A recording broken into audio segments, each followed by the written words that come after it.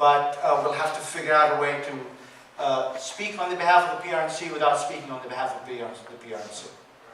So that's a procedural problem that we have with the PSC right now, but we're trying to work through it, and they're asking their attorneys how they can get us involved in it.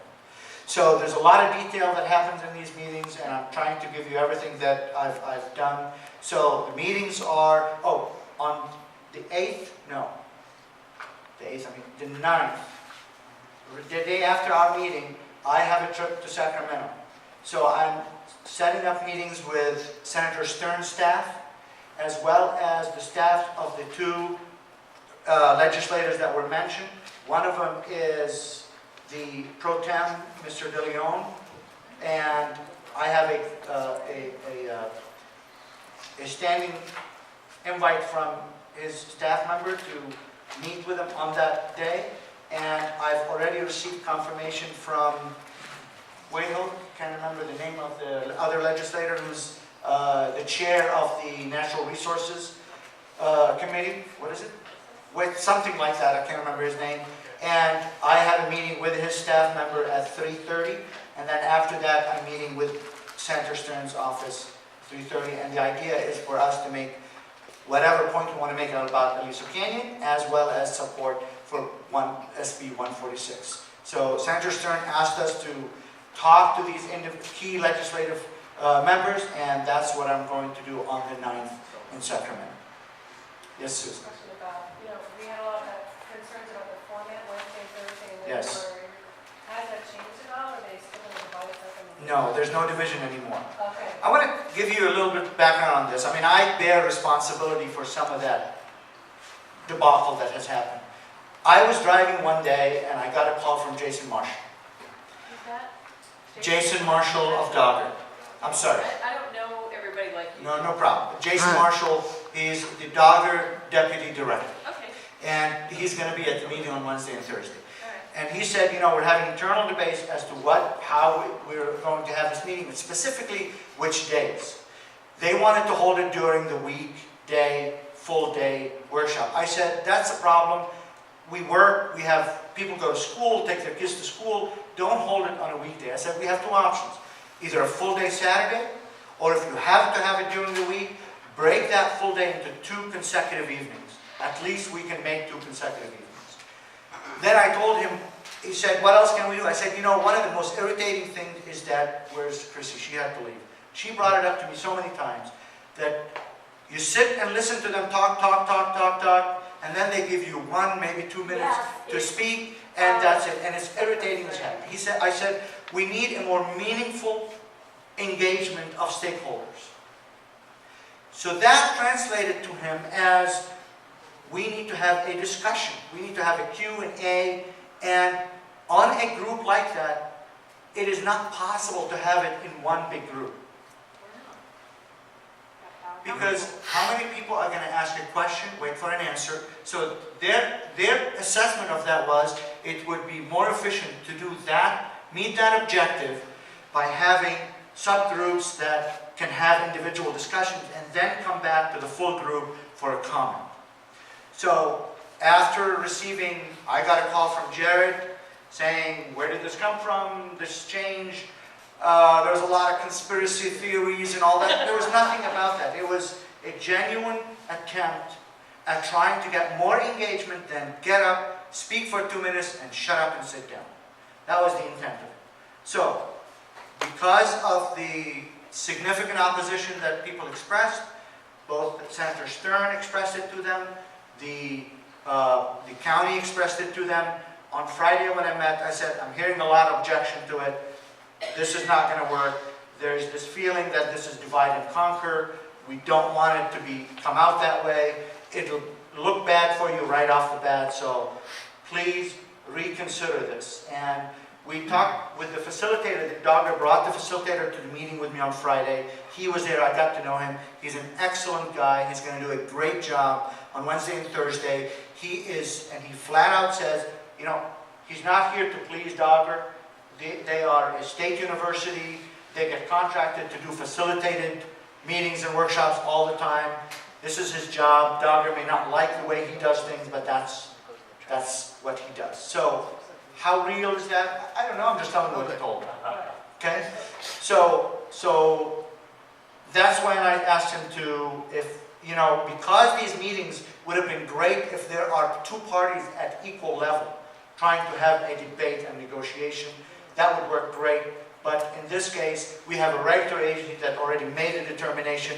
We have people that are appealing their case to them. This is not a discussion of equals. Sitting around the table is not going to get us anywhere. So I said the best thing would be if we could back into the room, one room, but provide a forum for Q&A. Allow people to ask a question and get an answer. Some question may not have answers, and that's fine, tell us. But if there's an answer, let's get that answer. So he went back to Dogger and PUC management. They rejected that concept. So they agreed to the full meeting the way that everybody wanted it, but they are not going to have a Q&A session. It's going to be a public comment session as stated now in the amended agenda. There may be, I talked to the facilitator today because I needed to ask him how many minutes are allocated for each person, so he said, call me. So I talked to him, he said, we don't know yet. We're trying to wrap arms around how many public officials are going to be there because they got to give them time as well. So they're trying to work through the agenda. But the point is, if it'll be at their discretion whether someone wants to answer a question, if they can and if they feel like it, but it's not part of the agenda at this point. But we got back into one room, so there's no breakout sessions, and it is what it is. Frankly, I don't like the fact that it's actually one meeting that is simply repeated the next meeting. I thought it was going to be a full day, let's say a 6-hour discussion, 3 hours the first evening, 3 hours the second evening. They made it into just a duplication. So Thursday is going to be a very awkward hearing, because I will get up and say exactly the same thing I said the day before to the same people. So it's ridiculous. But it is what it is. This is where we are. I think it's a lot better than people are afraid about. We could have had it on a Thursday all day like AQMD does to us, and it is what it is. So that's as far as I have for you. They're giving a presentation. How long is the presentation versus how long is the? They just sent the agenda and I forwarded it to all the board members. Oh, Okay, so you will have it in your email, and we linked it to Facebook. So the Facebook PRNC,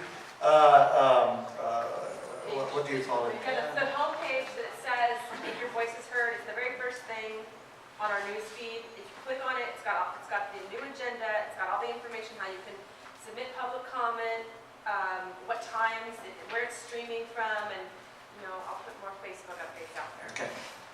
Any other questions? Really quick. Yes. So it sounds like with all the officials coming Wednesday, and like I can only come Wednesday. That's why I ran for the seat, because it's a Wednesday night meeting. I can't do Thursday.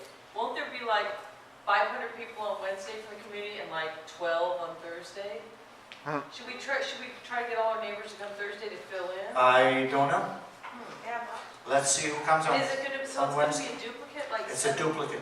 Their concept was some people may not be able to make Wednesday, they make Thursday. Some people can make Thursday, make Wednesday. So if we came twice, we'd want to have two different stories, Yeah. right? There you go. Whatever you want. Yes, I'm sorry. Lord, sir, I saw you raise your hand. A real quick comment, if they will not have time enough to hear everyone because this kind of drag on. Right on the sign-in sheet, can they just have a column, are you against opening up the gas well, check yes. And then, so everybody that's on that list will get a head count of how many people here are opposed to it, because otherwise, they won't know. You know how many people are going to put multiple check marks? If there's only one column, We can ask them. yeah. We can ask them. But what I'm if there's sorry. not a sign-in sheet? What if there's not a sign-in sheet? I don't remember. They usually do because they have to keep a record of. Oh, you mean on a little comment card? No, there's a sign-in sheet that you actually sign in. But also, there will be comment cards, and on the comment card, at least ours have them. It asks you if you're in support of this or not, and you can write whatever comment you write on it. But we can also ask them if there's going to be a sign-in sheet with at least a general position indicator on that. Thank you. Lori? For people, I got their email today. It's an hour and a quarter from 7:30 to 8:45 for public comment. That's it. We're going to get 30 seconds. And are you getting the feeling that the gas company is sending a a huge amount of lobbyists. I am sure they are. I don't need to know. I'm sure they How do we know are. that they're not going to get priority and residents aren't going to get the same? You know, at the end of the day, everybody gets a request to speak, and they will line them up. How they line up, what they've done before, which was interesting, the strategy. Everybody, all of us that came to the hearing came at the beginning, so we wrote our name down to speak at the energy panel, and we went through a full day of energy panel discussion. And then in the last half hour, when they were doing the public comments, everybody else from their side showed up. They came in the last hour, 1 hour, after we had basically had our names in queue. And so we spoke, and then they showed up, one after the other had the last word on that matter. And so I would say, watch out for that. Just one other quick question. Do you, Isam, from your dealings with them up in Sacramento, do you get any sense at all that the public comment is just another check mark to give it open?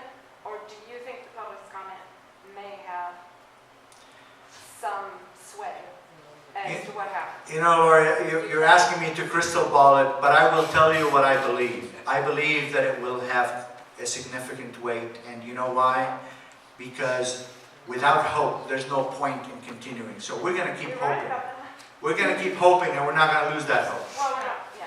And I hope Ta- that human beings, if they're human and they hear us speaking from the heart, how can it not affect you to hear one person after the next, with tears in their eyes, talking about how this has ruined their life? If we get a chance to speak. To answer the question about how does everyone get to speak, submit your comments in writing as well, and ask for them to send you acknowledgement of your comments. And that email address, they're taking that until February 5th or 6th. There's an email address on the bottom of this flyer. Do you have one? You can submit them in writing. But I would ask, don't use a form comment. There are times in many proceedings where an organization sends its members a specific set of statements, and they all submit the same one. And you know what they do? They stack them up. They say, this is one comment. Don't do that. Submit your own comments. Tell your own story the way you see it. And, you know, you don't have to be sick to submit a comment on this. Anxiety and fear of the unknown is a big part, at least for me. I am not sick, but I always wonder, what has this done to my kids? And if no one's going to answer that question, then you know what? I'm going to assume that it has done something until somebody confirms that it has not. And so don't be afraid to submit a comment about your fear, not only about your sickness or your health. Hi, Lisa. I've attended every single one of these, and it is all a conspiracy. They have their people, they come in, they lie through their teeth, and you have to sit there in the beginning and listen to them drone on about how great they are and everything, and you get, a minute at the mic. But one important thing, I think, is for us to speak last, because how can you hold commissions accountable if you don't speak last? That's my preference, and that's where we nail them every single time. Because otherwise, if we speak first, they can say what they want and have the last word. But again, I mean, it's important to recognize all these comments are pulled together and then evaluated after the meeting. So I agree with you, it has an impact to speak last. It has probably more impact on the people sitting and listening. You get discouraged when you see the last 10 comments against your point. Oh, But at the end of the day, it's still, they all go together in the evaluation process. Okay. Jason? So one of the things that I'm extremely concerned about is the Air Quality Management District. They were invited today to come speak by the supervisor's office. They didn't show up. They've been invited to the meetings with Augur, and we'll see if they show up. But I have several concerns, and I plan on introducing a motion with respect to AQMD and what is reasonable to expect from them in terms of monitoring. Right now, they only have, I believe, 2 fixed sites, which is for a 4,600 acre facility, far from adequate. The fence line, I don't believe it's in place, but I think the AQMD front, and, you know, I want to thank you for everything you're doing with the Dogger and PUC. We are forever grateful for your expertise and all that, but the AQMD is also another front that I think this board needs to step up and demand from them. Because when the gas was spewing out of they were doing every day, they were doing the Y-core monitoring. Now, they do it whenever, and they post it whenever they feel like it, a month later, 2 months later, and this is not appropriate. So, that'll be a motion that I'll be submitting. All right. If you guys have water bottles, we recycle, if you could put them on the cart. We're at 9:11, so unless there's something else you wanted me to pontificate about, can I call the meeting? All right. Without objection, meeting adjourned. Thank you all.